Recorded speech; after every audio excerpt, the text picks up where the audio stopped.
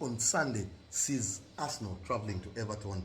This is a very historical game or a historic clash in the Premier League, Timothy. There have been so many memories in this particular fixture. It always brings back a lot of nostalgia, team. I think it does bring, because it's one of those old Premier League fixtures, and it's a fixture that you think it has a lot to bring, especially Goodison Park. We know how close the fans are to the pitch and how they want to always welcome the big sides and hope they can pick a result against such teams. It will certainly be very interesting. Everton have not played particularly well. They only have 1 point. They are lying in the relegation places. There's talk of the purchase now from Fahad Moshiri. I know that his era has been marred with a lot of negativity. So it will certainly, perhaps the new ownership might bring in a bit of good times back to the Goodison Park. They've struggled and been just surviving relegation for the past 3 seasons. And they've made a lot of purchases along that time too. So they've had a lot of players coming in and out. But I think last season is where they almost were sucked into that relegation. But they managed to claw back on the last day and stay in the Premier League.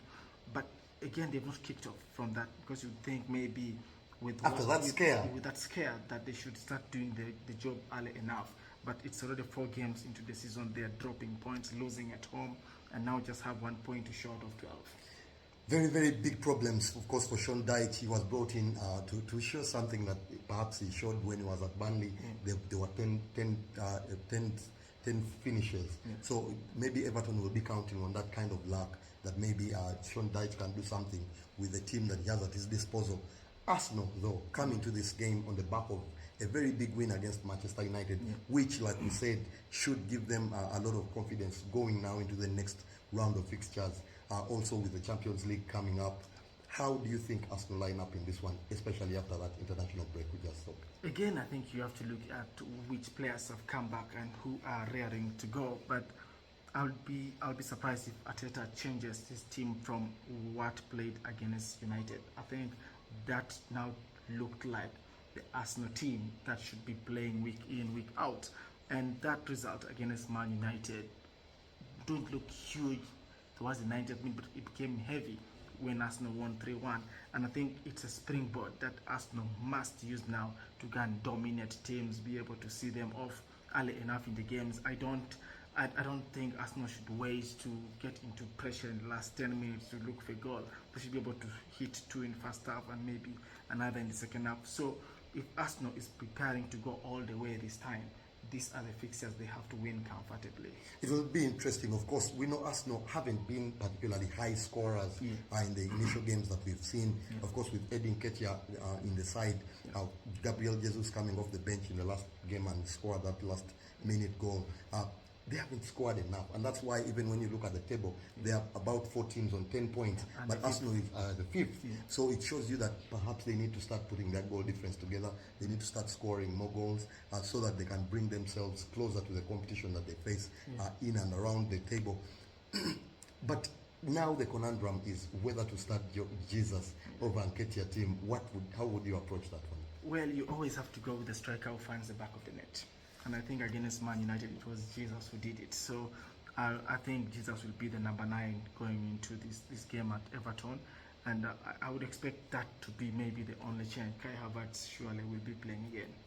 Kai Havertz is another one. We saw him assisting for Germany against France. He came off the bench to provide that assist for Leroy Sané. So maybe the coach will not listen to the pressure. We know that Arteta is a bit stubborn. He's not a manager that goes with the pressures, and he has come out clearly and said there was pressure when Odegaard wasn't playing well. There was pressure when he played Ben White in the right back. So perhaps we might see more stubbornness from Arteta to continue playing Kai Havertz. He's a good player, and there's no doubt about that. But his body language hasn't been what is expected. The energy. No one is asking for assists and goals every game, but shift. You have to put in a shift. So perhaps that's where the fans might be questioning Kai Havertz. The rest of the team looks like it will stay, like you said.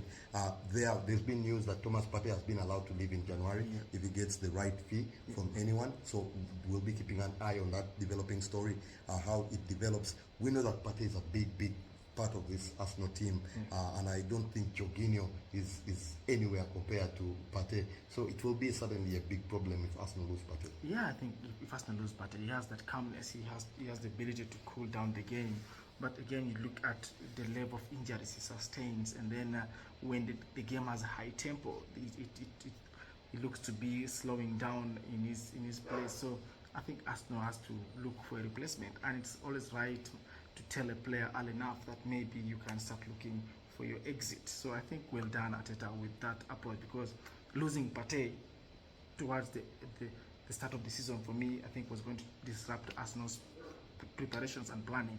But now with this allowance About of 2-3 months. yeah, 2-3 months, then he should be able to usher him out.